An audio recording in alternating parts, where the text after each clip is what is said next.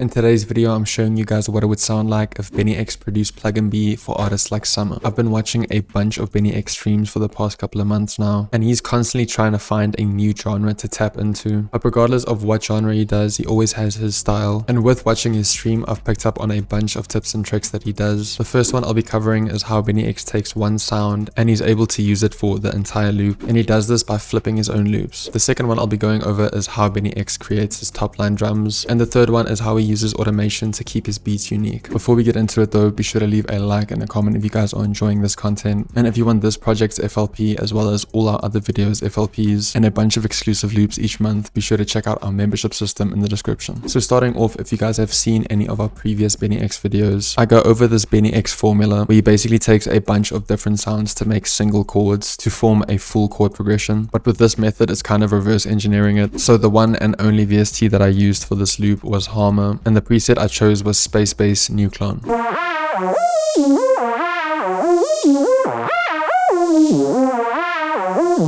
And then on that dry sound, I added on a bunch of effects. Half of these I used automation for in the intro, and that's the point I want to cover later in the video about how he uses automation. But for now, I started off with Finisher Micro. This is just like such a go-to thing to have when you're making loops. It's basically a one knob effects plugin. There's a bunch of presets you can go through, and you can really get anything for any scenario. But I chose the cab and room preset, and I maxed it out. After that, I had a pretty heavy EQ, taking out a bunch of the lows and the highs. I added another EQ to duck even more harsh frequencies. And then lastly, I have this grow speed preset that just rewinds the last bar.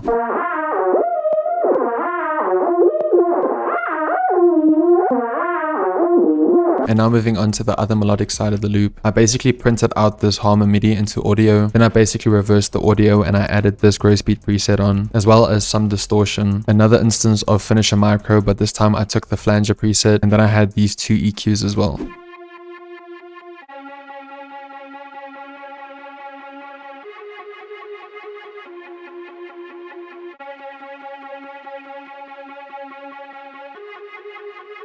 And then for the second part of the verse, I basically took that chop and I chopped it up even more, and I made some of the parts unique and I just pitched it up an octave, and this just gave it some variation.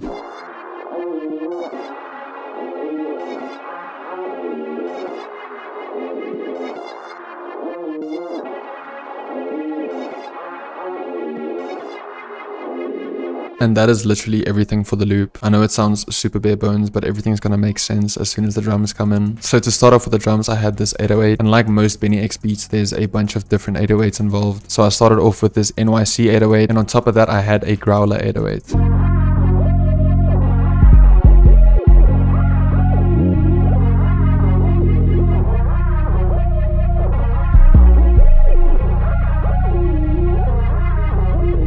And now moving on to the next point I wanted to cover is Bnyx's top line drums. In most scenarios, when you want to try and get placements with artists, you try and keep the beat as simple as possible. But when it comes to Bnyx, he kind of just throws all of that out of the window. His main thing when it comes to top line drums is the bounce. It doesn't matter what you do with the drums. If you want to have 4 different snares and they're all doing different roles, if it works with the bounce, it works. So with that in mind, I never thought I'd use this hat bounce in my life. And I only realized after making the beat that this is actually something they do in Plug, but I just thought it fit this bounce. But when you go for this bounce, just be sure to play around with the velocity as much as possible until you get that specific bounce. Otherwise, this can just be a bit overbearing.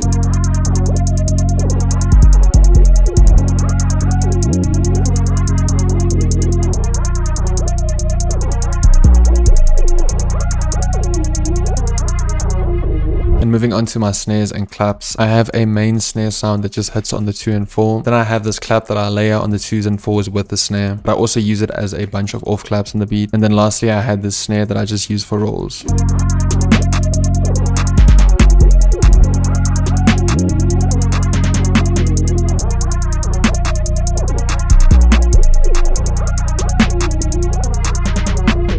And then lastly for the drums, I just added a kick.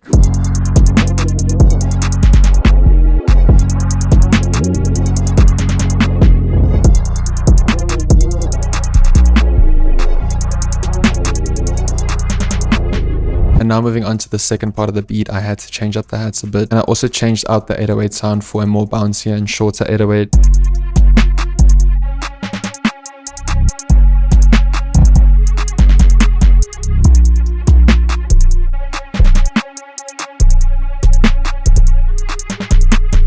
And for the last point, I just want to go over this intro that I made.